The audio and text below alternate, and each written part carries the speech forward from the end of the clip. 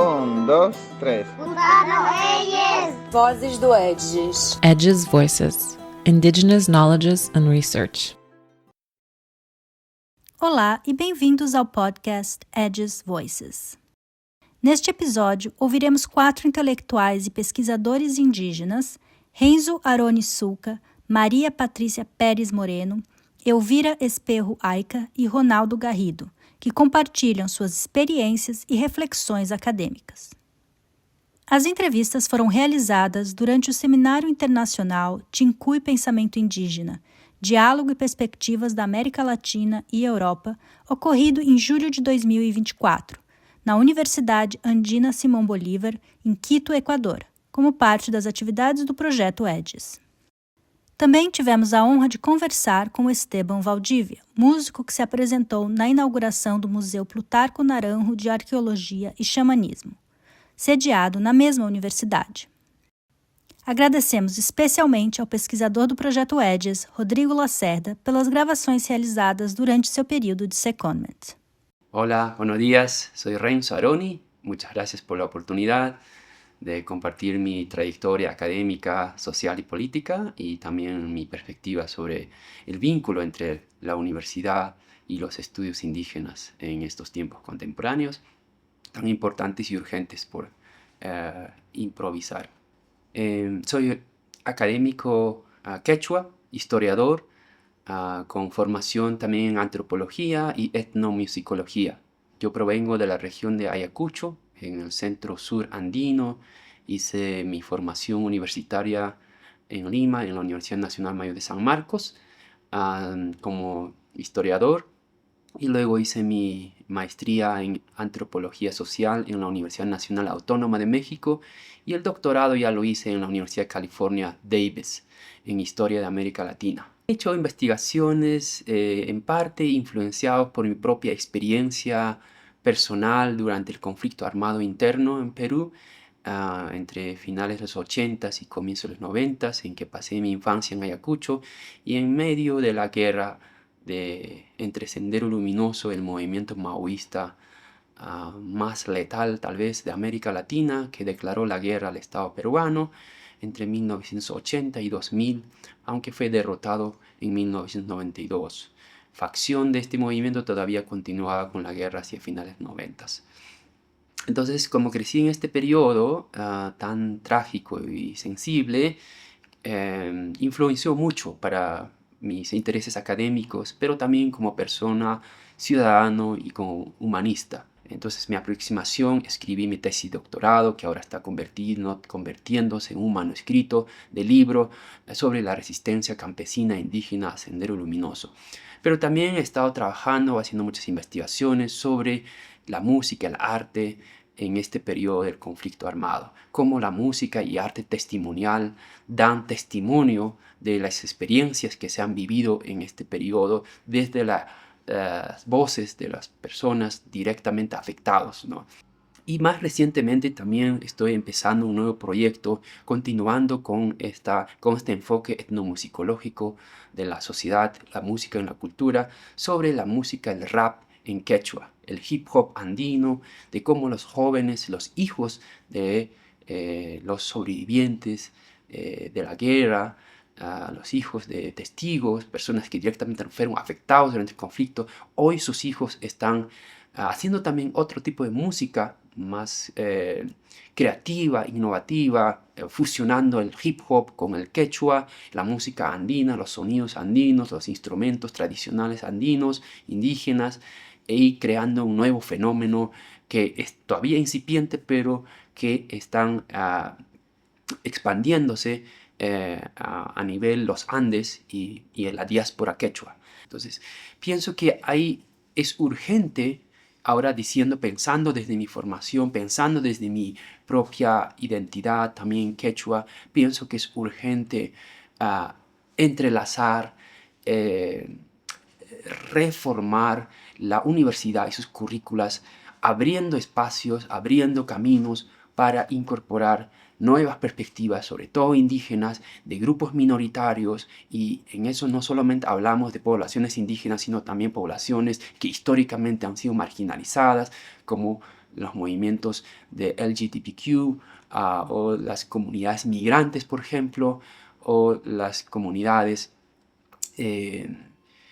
multiétnicas que viven en espacios y ciudades megápolis, por ejemplo, que tienen su propia historia, su propio mecanismo de producir, transmitir sus conocimientos en sus propios lenguajes, con sus propios códigos, protocolos, y creo que requerimos entender eso, incorporar, dialogar para hacer más diversa e inclusiva nuestra academia y nuestra sociedad, ¿no? Y pienso que esta iniciativa de EDGES, con el apoyo de la Comunidad Europea, nos permite justamente a reunirnos, a intercambiar, a hacer pasantías, a estrechar, ¿no?, mucho más con fortaleza, ¿no?, estas diversas perspectivas, el pensamiento y conocimiento indígena, ¿no? Y ahí incorporo no solo la lengua, la cultura, la manera de ver el mundo, las maneras de cómo se produce conocimiento, cómo se transmiten el conocimiento, las experiencias, historias y memorias, que son otros mecanismos, ¿no?, otros lenguajes, otras formas de procesar y transmitir conocimientos, ¿no? Que no necesariamente se reduce a aspectos verbales o escritos, ¿no? Sino son mucho más también performativos, auditivos, visuales. Son estos otros mecanismos de donde se produce y transmite el conocimiento, y creo que abrir la posibilidad de reconocer, sobre todo reconocer estas otras maneras de producción de conocimiento, permite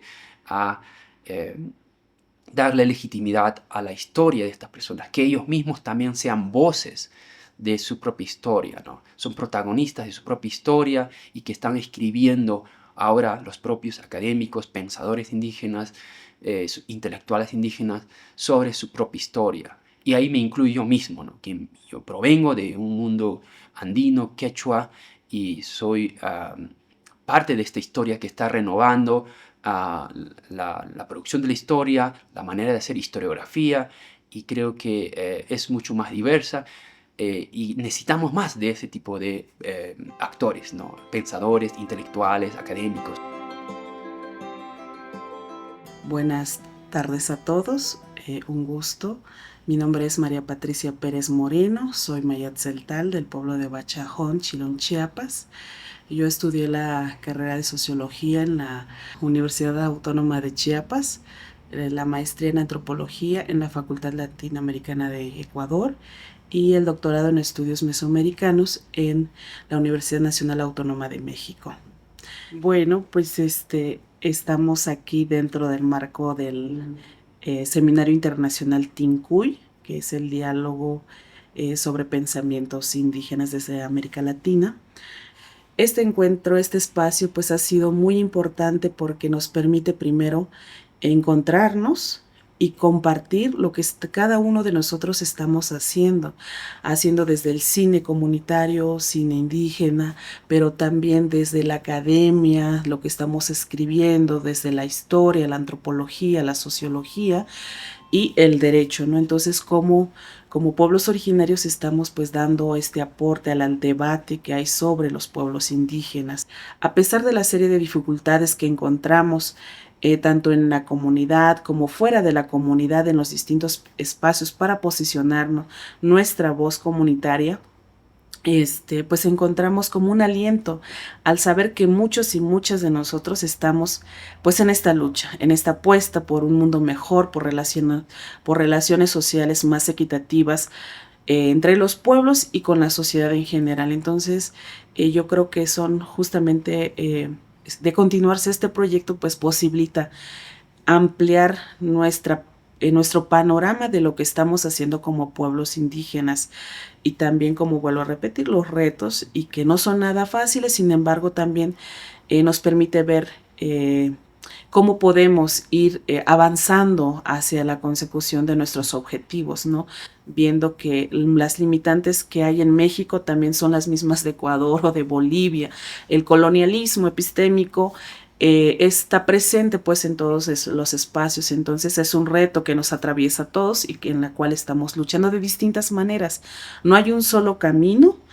Y eso es lo rico de este encuentro, que cada quien está haciendo su caminar y va impactando de distintas maneras. Sin embargo, a partir de esta diversidad de experiencias podemos retomar algunos elementos que fortalecen nuestro caminar en nuestros propios espacios. Entonces yo creo que este proyecto que da cobijo al Seminario Internacional Tincuy posibilita pues ampliar los horizontes de lucha y de conocimiento. Entonces para mí es importante porque ha sido un espacio de diálogo, de conocimiento, y creo que ha sido un espacio diferente a otros seminarios, porque no es solamente académico, sino que se ha combinado con actividades de arte, de música, que tiene que ver con el museo.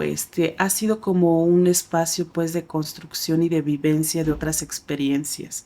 Un elemento que estamos colocando en la investigación, al menos pues en mi caso, es que si bien es importante que nosotros como pueblos originarios hagamos investigación de nuestra propia cultura, de nuestro propio pueblo, también hay que ver cómo nos acercamos a nuestra gente. O sea, no solamente es hablar, oír, sino que hay que descolonizar también las metodologías y las técnicas en cómo platicamos con la gente. Entonces, pues hemos estado como pues trabajando más colectivamente a través de talleres, de conversaciones cotidianas que permiten pues un diálogo horizontal con nuestra propia gente y sobre todo pues también hacerlos partícipes de la importancia del conocimiento y que no se puede lograr si nuestra gente pues no participa con nosotros.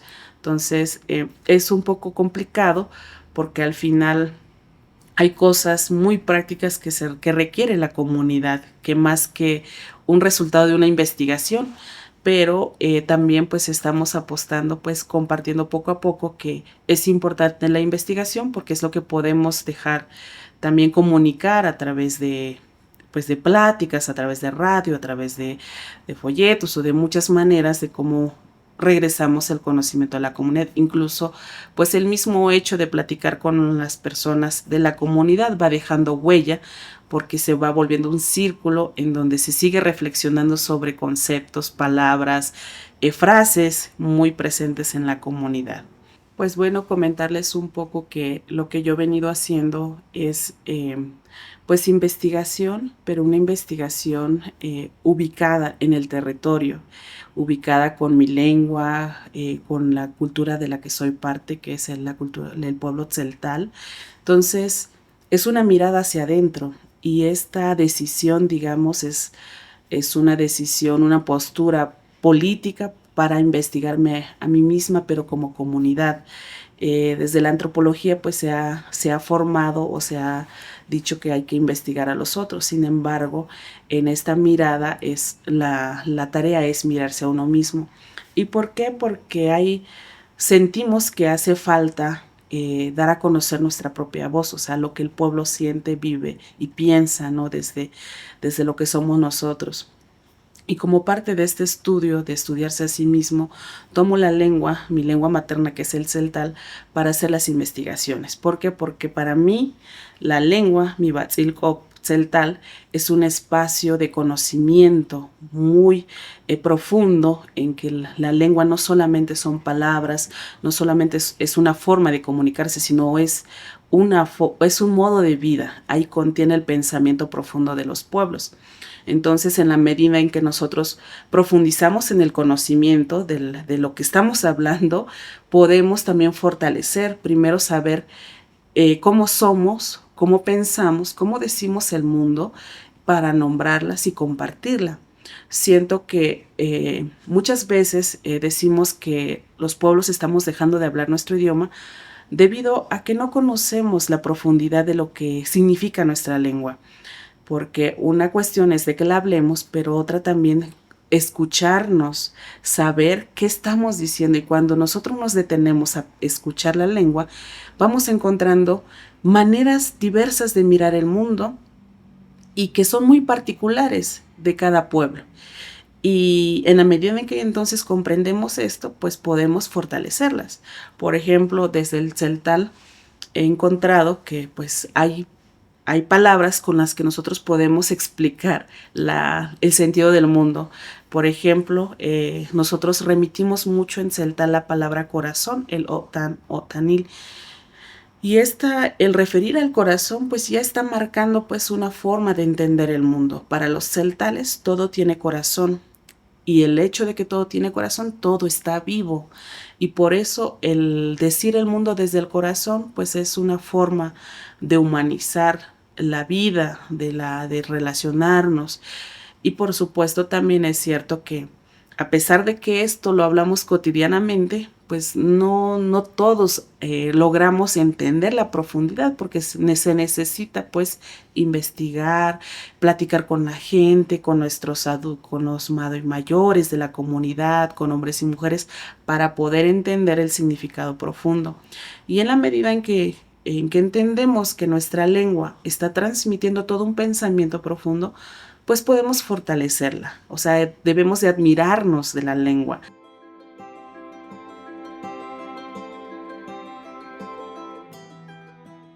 Bueno, yo soy Elvira Espejo Ayca, actualmente soy la directora del Museo Nacional de Etnografía y Folclore en La Paz, Bolivia.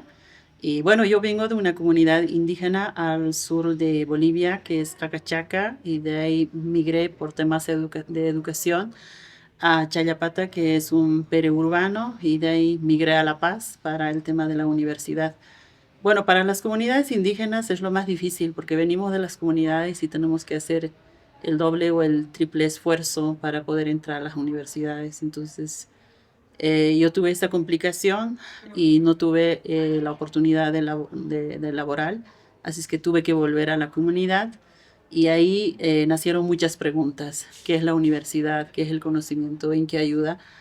Y me doy cuenta que hay muchos errores que se han cometido en términos de lo académico, del extractivismo del conocimiento y sin reconocer sus nombres de las comunidades indígenas que se investigó. Y bueno, soy una de las personas que me dedico ahora para poder revalorizar y tener la coautoría con los narradores de las propias comunidades.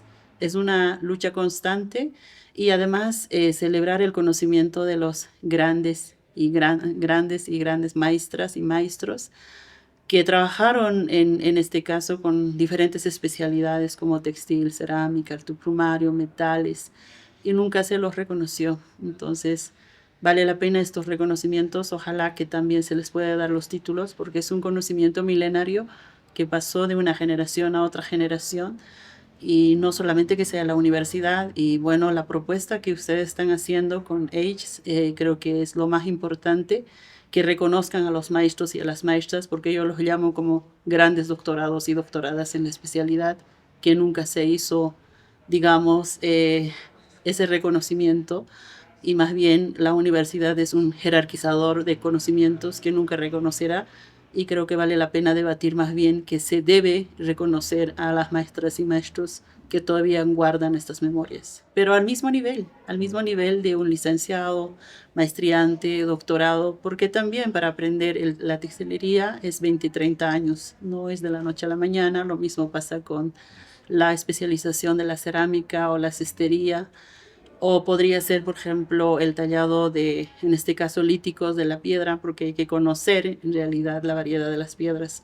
Y cada especialidad lleva en esa sensibilidad de conocimiento profundo, y creo que vale la pena autorreflexionarlo y no solamente que resuelva una beca, sino más bien reconocer a los maestros y las maestras milenarios que aprendieron de una generación a otra generación. Yo los tengo mucho respeto y espero que se pueda hacer eso. No es necesidad de reconocer como un certificado, sino el reconocimiento a la maestra o al maestro, que es igual que un doctorado. Sí, es como si los doctorados leen 1000 libros, pues también la praxis tiene 1000 acciones de comprender y entender diferentes formas y maneras de hacerlo. Y yo creo que este sistema jerárquico que nos lleva desde ese sistema, ¿no?, que es súper anglosajón europeo concentrado, pues necesariamente ahora tendríamos que retomar nuestros conocimientos para poder fortalecer incluso la epistemología, la filosofía, las ontologías de las propias comunidades. Entonces, no es un simple cartón, sino es un complejo de todas las conectividades del pensamiento complejo.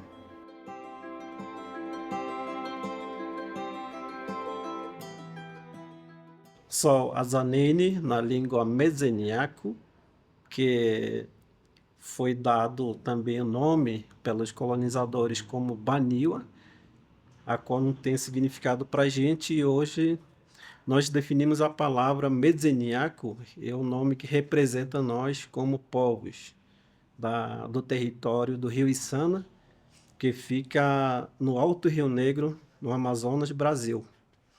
Então, eu sou Ronaldo Garrido na língua portuguesa, né, que foi registrado, e sou professor indígena na região do Alto Rio Negro, em São Gabriel. Eu fiz licenciatura, título em Educação Escolar Indígena pela UFAM. Depois eu fiz mestrado pela UEA, que é a Universidade do Estado do Amazonas. E atualmente eu sou mestrando pela Universidade Federal do Amazonas, que é o FAM, no curso de Antropologia Social.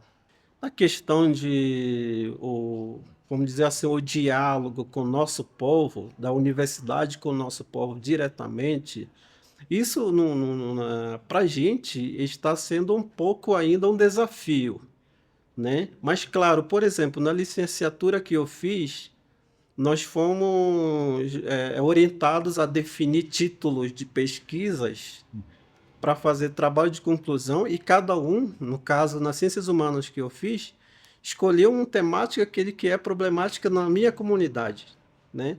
Então, o curso, ele deu essa liberdade para a gente, a partir daí, então, escrever, falar um pouco da realidade do nosso território, da nossa cultura, dos conhecimentos, dos saberes do nosso território, né? Então, essa parte também é positiva, porque a universidade ela dá essa liberdade de escolher temática, escolher o título, né, que a gente quer falar. Então, nesse momento aí, a gente aproveita para falar, para escrever sobre esses conhecimentos, esses saberes, esse sistema de organização também que a gente tem como povo. Agora, a relação da política, da universidade diretamente com o povo, ela ainda é um desafio, né?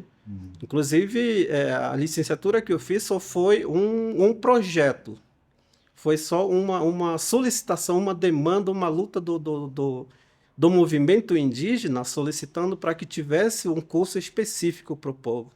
Não foi a universidade que abriu a porta, ofereceu isso, né? Foi uma luta. Então, e aconteceu no município, não foi na universidade, né? No prédio da universidade, foi no município.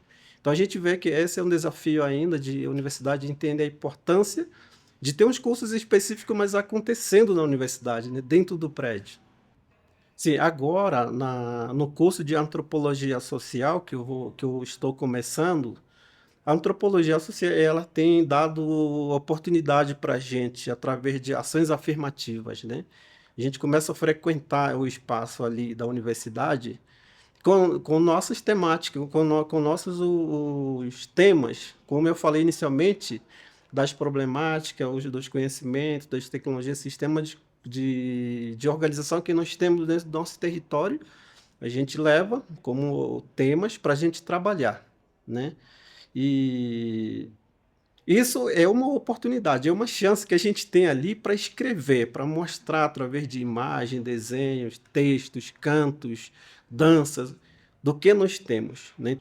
E o nosso movimento indígena do Alto Rio Negro, que é a FOIRN, que é a Federação das Organizações Indígenas, que representa todas as associações das comunidades rios, por exemplo, do Alto Rio Negro em São Gabriel, ele é fundamental, porque é um movimento que luta por esses reconhecimentos, por essas oportunidades para o nosso povo, para o nosso território, para que tenha cursos, né? Por exemplo, a FOIRN atualmente, nesse momento, está acompanhando a consulta pública que a universidade está fazendo em São Gabriel, para ver como é que poderia ser a Universidade Indígena, né, que agora também o governo federal pretende não, já está na pauta, né, para a construção da Universidade Indígena, e quem está acompanhando, organizando isso, é a própria Federação das Organizações, que é a FUERN. Então, o nosso movimento é muito fundamental nessas lutas, né?